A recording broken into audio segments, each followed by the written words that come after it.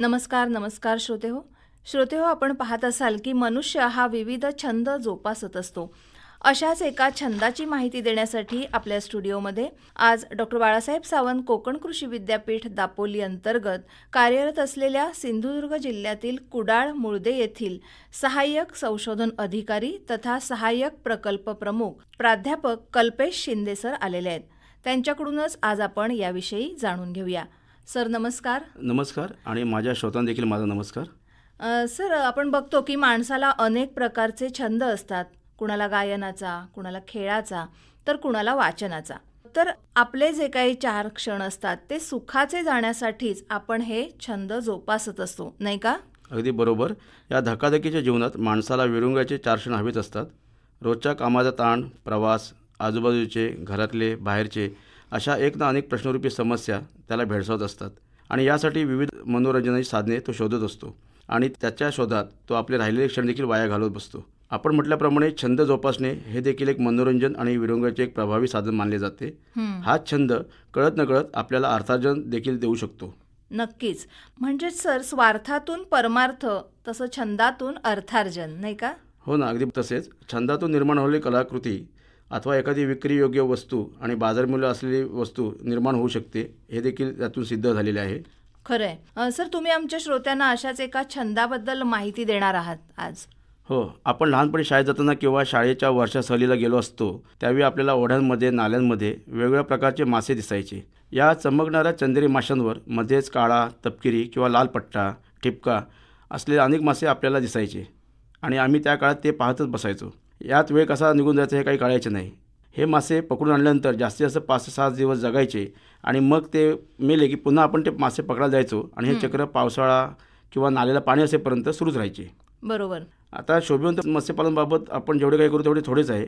आपण पाहत असाल की एखाद्या बहुउद्देशीय कंपनीच्या कार्यालयामध्ये किंवा एखाद्या मल्टी स्पेशालिटी हॉस्पिटलमध्ये गेलो तर तिथे आपल्याला एक काचेची पेटी दिसते आणि त्या काचेच्या पेटीमध्ये रंगीबिरंगी मासे ठेवलेले दिसतात. या माशांची लयबद्ध हालचाल, त्यांची रंगसंगती हे पाहत असताना आपल्याला देहभान विसरायला होते आणि आपण मंत्रमुग्ध होऊन हे सर्व पाहत असतो. यामध्ये आपला किती आणि कसा वेळ निघून जातो, त्याचबरोबर आपल्याला असलेला ताणतणाव हे देखील आपल्याला जाणवत नाही. नक्कीच. कारण माझा पण असाच अनुभव आहे. आता छंद कसा लावून घेतला जातो तर अगोदर सांगितल्याप्रमाणे लहानपणीच आपल्याला या माशांबद्दल कुतूहल असते.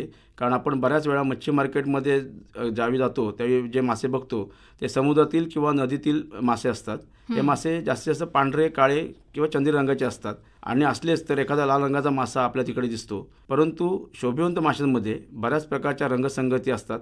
म्हणजे निसर्गाने मुक्त हस्ताने रंगांची उधळण केली आहे असे जर आपण म्हटले तर वावगं ठरणार नाही. निश्चितच. अगदी बरोबर आहे. अशाच प्रकारचे आणि रंगांचे मासे आपल्याला पाहायला मिळतात. छंदाची सुरुवात इथूनच होते, नाही का? हो ना. आपण छंद जोपासून या छंदाचे आपल्या आयुष्यातील स्थान भक्कम करायचं असेल तर आपल्याला त्याच्याबद्दल माहिती घेणे तितकेच गरजेचे आहे. सर अगदी खरं आहे तुमचं. मग या छंदाला आपण व्यावहारिक जीवनात कसं आणायचं याविषयी जरा सांगा. जगभरामध्ये या शोभिवंत माशांची मोठ्या प्रमाणात मागणी आहे. तसेच यांचा जो व्यापार आहे तो काही करोडो मध्ये आहे. ही मागणी का आहे हे देखील आपण जाणून घेतले पाहिजे. आपण पाहतच असाल की जगामध्ये अनेक प्रकारच्या समस्यांनी मानव प्रजाती ग्रासलेली आहे. मग ती आधुनिकीकरणामुळे येणारी बेरोजगारी असू देत, कर्जामुळे होणारा ताणतणाव असू देत किंवा वारंवार घडणाऱ्या नैसर्गिक आपत्तीमुळे येणारे दडपण असू देत. या सर्व गोष्टींचं एकच मूळ आहे, ते म्हणजे आपल्या मनावरचे दडपण. आता मनाचा ताण जर कमी करायचा असेल तर आपल्याला काय करावे लागेल तर यावरती शास्त्रीय लेखांमध्ये देखील विविध प्रकारची माहिती देण्यात आली आहे. त्या माहितीच्या आधारे डॉक्टर बाळासाहेब सावंत कोकण कृषी विद्यापीठ दापोली यांच्या अंतर्गत कार्यरत असलेल्या सागरी जीवशास्त्रीय संशोधन केंद्रातील शास्त्रज्ञांच्या चमूने एक प्रयोग हाती घेतला होता. त्या प्रयोगामध्ये आपण काय केलं तर मत्स्यालय पाहायला जे दूरवरून पर्यटक यायचे, प्रवास करून यायचे पर्यटक, आपल्या मत्स्यालयात आल्यानंतर त्यांच्यावरती काय परिणाम होतो याचा अभ्यास आपण तिथे केला. यासाठी पर्यटक ज्यावेळी मत्स्यालयात येतात त्यावेळी त्यांचे आपण वैद्यकीय इतिहास जाणून घेतला की त्यांना रक्तदाब आहे का, रक्तातील साखरेचं प्रमाण किती आहे इत्यादी बाबी आपण समजून घेऊन त्यांचे रक्तदाब तपासून त्याची नोंद करून घेतली आणि 5 ते 10 मिनटं त्यांना या रंगबिरंगी शोभिवंत माशांच्या काचे टाकीसमोर बसवलं. 5 ते 10 मिनटामध्ये त्या पर्यटकांच्या शारीरिक हालचालीमध्ये किंवा त्यांच्या रक्तदाबामध्ये काय फरक पडला आहे याचा आपण अभ्यास केला आणि पुन्हा एकदा असं सिद्ध झालं की या शोभिवंत माशांच्या लयबद्ध हालचाली पाहून किंवा त्यांच्या पाण्यातील मुक्त जलव्यवहार पाहून पर्यटकांचा रक्तदाब हा कमी होतो आणि मन प्रसन्न व प्रफुल्लित होते. नक्कीच. मला अभिमान आहे की मी या शास्त्रज्ञ समूहाचा एक भाग होतो निश्चितच. म्हणजे असं मत्स्यालय जर आपण आपल्या घरी ठेवलं तर नक्कीच फायदा होईल, नाही का? अगदी 100%. असाच आता हा छंद आपण आपल्याला लावून घेतला असेल तर या छंदातून आपल्याला अर्थार्जन कसं करता येईल याबद्दल पण आपण माहिती घेऊया. नक्कीच. हा छंद जोपासत असताना आपल्याला काचे टाकीमध्ये जर आपण पिल्लांना जन्म देणारे मासे आणले तर त्यांच्यापासून प्रजननाद्वारे निर्माण होणारी बीजे किंवा माशांची पिल्ले हे आपल्याला एक आल्हाद आणि तितकाच सुखद अनुभव देतात. त्यामुळे आपल्याला त्यांच्याबद्दलची एक ओढ निर्माण होते आणि या पिल्लांचे संगोपन करून आपल्याला पुन्हा त्यांच्याकडून बीज निर्मिती करण्यासाठी आपण सिद्ध होतो. निश्चितच. मग यामधून अर्थार्जन कसं करता येईल? आता आपण आपल्या टाकीमध्ये पिल्लांना जन्म देणारे मासे जर सुरुवातीला आणून सोडले तर एका मादीपासून या टाकीमध्ये जवळजवळ आपल्याला 15 ते 20 पिल्ले हे त्यांच्या आकारमान आणि वजनाच्या आधारे आपल्याला पिल्लं मिळत असतात. आता ही पिल्लं वाढल्यानंतर पुन्हा त्यांच्या माध्यमातून त्यांच्यामध्ये प्रजनन झाल्यानंतर तेवढ्याच प्रमाणात पिल्ले आपल्याला मिळू शकतात आणि हे चक्र दर 2 ते 3 महिने सुरू राहतं. आणि एक काळ असा येतो की आपल्याला या टाकीमध्ये वर्षभरामध्ये सुरुवातीला आणलेल्या नर मादी यांच्याकडून मिळालेले पिल्ले आणि त्या पिल्लांपासून झालेली दुसरी पिल्ले ही आपल्याला वाढलेली दिसू शकतील आणि हे कालचक्र सुरूच राहतं. नक्कीच. म्हणजे सर एकाच टाकीत हे सर्व होऊ शकतं, नाही का? हो, अगदी एकाच टाकीत वर्षभरामध्ये आपल्याला त्या माशांच्या 3 ते 4 पिढ्या अनुभवता येतील. हे शास्त्रीयदृष्ट्या देखील सिद्ध झाले आहे. आता ही जी पिल्ले आहेत तयार होतात ती आपण याच काचे टाकीचा जो आकार आहे तो मर्यादित असल्यामुळे तिथे जर त्यांची वाढ करायची असेल तर आपल्याला ते शक्य होत नाही. मग त्याला काय करावं लागतं, आपल्याला त्यांची संख्या कमी करावी लागते. मग आपण ती पिल्लं कोणातरी भेट म्हणून देतो किंवा वेगळ्या टाक्यांमध्ये आपण ही पिल्ले ठेवून देतो. आता ही पिल्ले त्यांच्याकडे गेल्यानंतर सुद्धा पुन्हा प्रजनन करून तो वारसा पुढे चालू ठेवतात असं आपल्याला आढळलेलं आहे आणि प्रत्येकाला त्याच्यातून आनंद आणि उल्हास देऊन जातात. नक्कीच. सर जर आपण याचा व्यापारी तत्वावरती उपयोग करायचा म्हटला तर तो कसा करता येईल? यासाठी आपल्याला गरजेचं आहे ते 2 ते 2.5 फूट लांबीचे आणि 1 फूट रुंदीचे जे काचे टाके असतात त्या टाक्या आपण घ्यायला पाहिजेत आणि या टाक्यांमध्ये आपल्याला वेगवेगळ्या प्रकारचे पिल्लांना जन्म देणारे मासे, उदाहरणार्थ गप्पी, सोरटेल, मोली, प्लेटी, टँजेरियन या विविध प्रकारचे प्रजनन आहे ते आपण तिथे करू शकतो.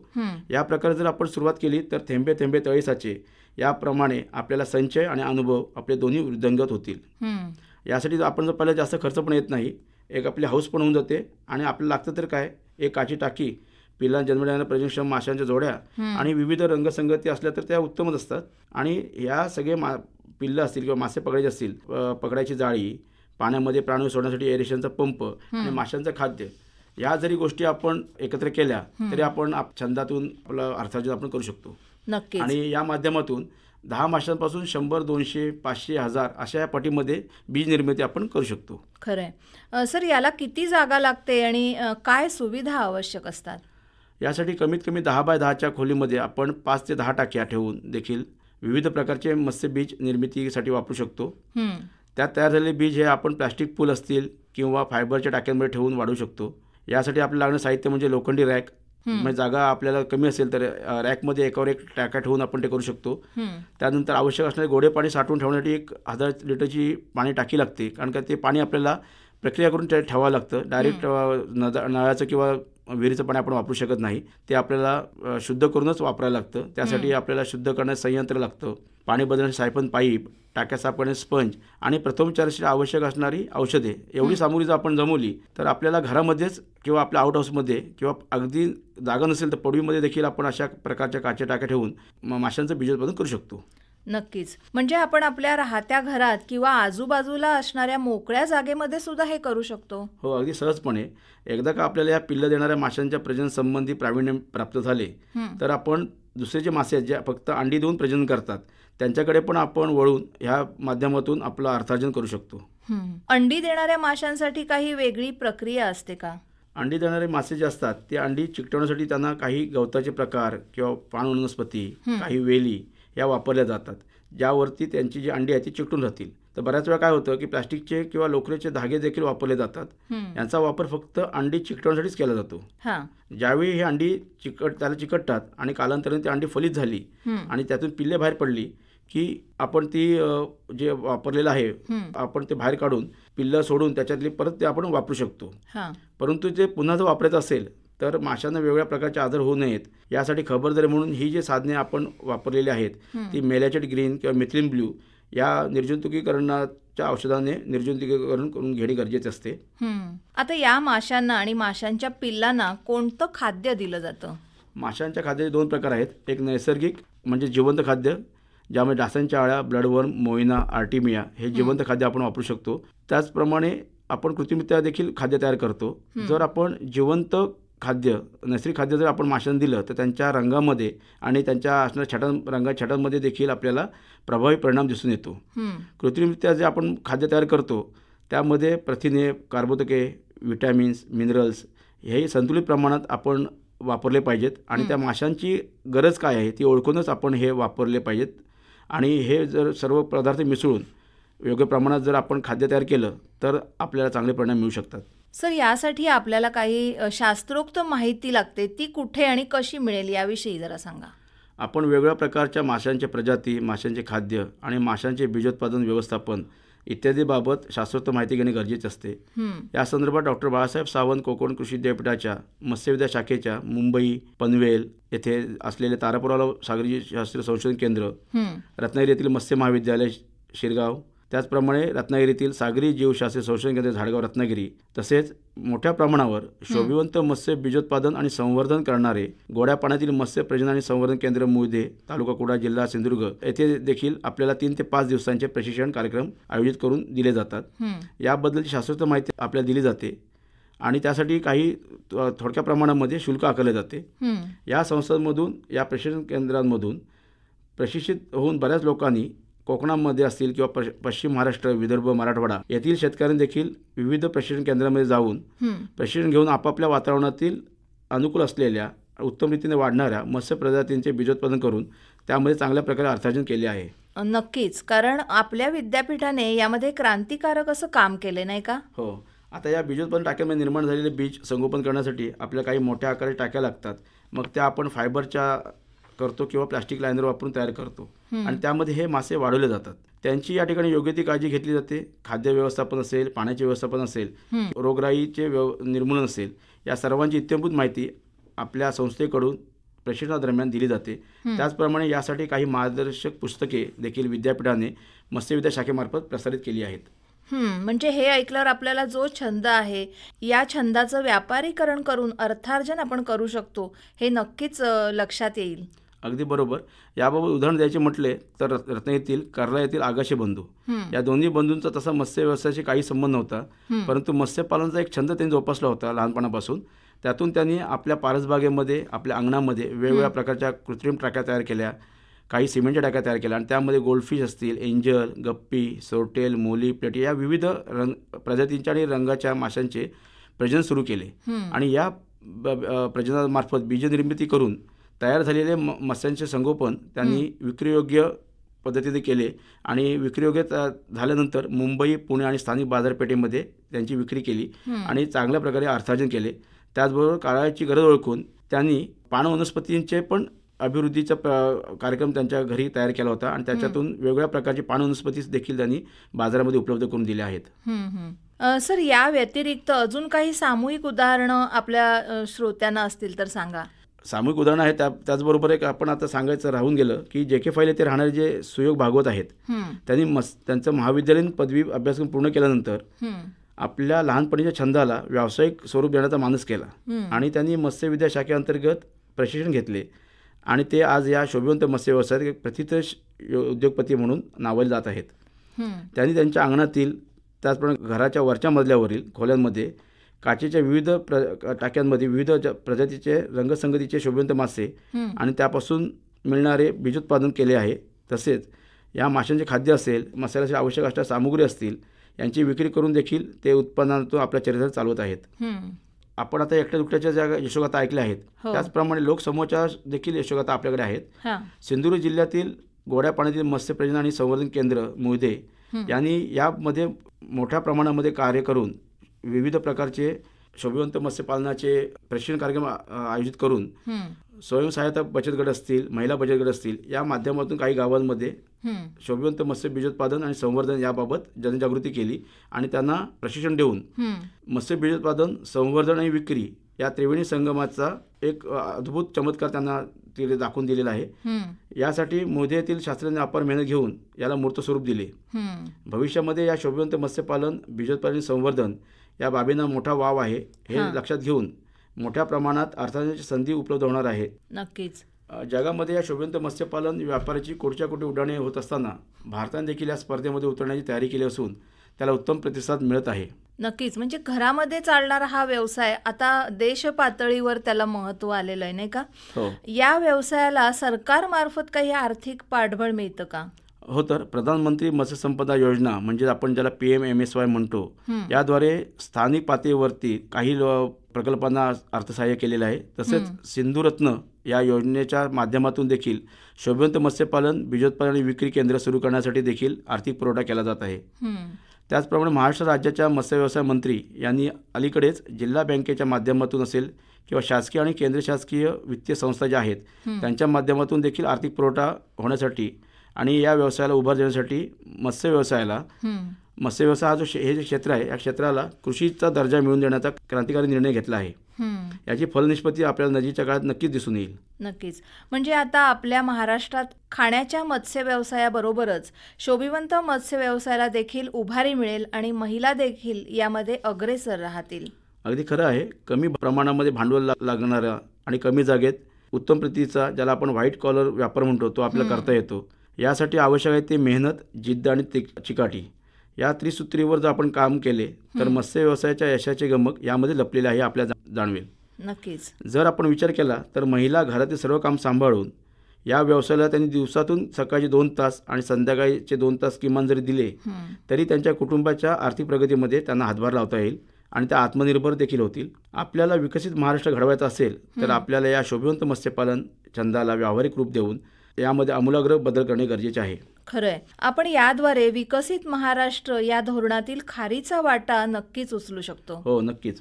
कारण आपल्या घरामध्ये कमी जागेत कमी खर्चामध्ये होणारा हा व्यवसाय छंदरूपी जरी असला तरी त्यातून आपण उत्कर्ष साधू शकतो ही भावना प्रत्येकाच्या मनात रुजवणे गरजेचे आहे. किंबहुना ती आता रुजवत आलेली आहे. विकसित महाराष्ट्राचं मॉडेल तयार करताना याचा अंतर्भाव यामध्ये करण्यात आलेला आहे आणि या संकल्पनेला जर आपण योग्य चालना दिली तर महाराष्ट्रामध्ये चांगल्या प्रकारे आपण योगदान देऊ शकू. आणि भारत सरकारने जो नारा दिला आहे विकेल ते पिकेल, तर आता आपण जे पिकवलं आहे तर त्याला चांगला भाव मिळेल आणि जे पिकवलेलं ते विकलं जाणार आहे याची खात्री जर झाली तर उत्पादनामध्ये देखील वाढ झालेली आपल्याला दिसून येईल. आपले उत्पादन जर दर्जेदार असेल तर गिऱ्हाईक हे आपल्याला दारावर येऊन आपले उत्पादन विकत घेते. असा हा एक नवीन पायंडा आता पडत चालला आहे. खरंय. आपण दर्जेदार शोभिवंत मत्स्य उत्पादन केलं तर याला नक्कीच फायदा होईल. हां, अगदी बरोबर म्हटलात. जर आपण दर्जेदार शोभिवंत मत्स्य उत्पादन केलं तर त्यास चांगली मागणी राहील आणि यामध्ये जर आपण विविधता आणत गेलो तरी देखील आपल्याला गिऱ्हाईकाला त्याचा फायदा होणार आहे. महत्त्वाचे म्हणजे या सर्व गोष्टी आपल्याला आपल्या दरात आपण विकू शकतो. जसं दुकानामध्ये आकर्षकरित्या जी मांडणी केली जाते तीच आकर्षक त्या मांडणी जर आपण आपल्या घरामध्ये किंवा शेजारी एका खोलीमध्ये केली तर त्याचा कुटीर उद्योग म्हणून आपल्याला नक्कीच फायदा होणार आहे. त्याचप्रमाणे या शोभिवंत मत्स्य विक्री केंद्रासाठी काही मोठ्या प्रमाणात खर्च येत नाही. आवश्यकता असते ते 10 ते 20 टक्के साठवणूक करण्याची क्षमता असलेली खोली, त्यानंतर लोखंडी रॅक आणि आवश्यक पाणी साठवून ठेवण्याची टाकी. हे जर आपण पाहिलं तर यासाठी 70 ते 80 हजार एवढा खर्च अपेक्षित असतो. आणि एकदा का गिऱ्हाईकाला आपल्या दर्जेदार उत्पादनाची खात्री पटली की ते गिऱ्हाईक आपल्याला कायम साथ देते. आणि आपल्याला माहितीच आहे की मौखिक जाहिरात ही फार महत्त्वाची असते. बरोबर.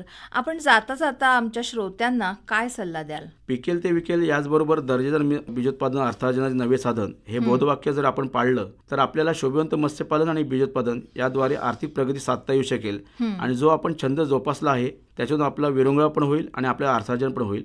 तर महाराष्ट्र शासनाच्या मत्स्य व्यवसाय मंत्री यांनी जो एक चांगली भेट दिली आहे आपल्याला ती म्हणजे मत्स्य व्यवसायाला कृषी व्यवसाय दर्जा दिला आहे.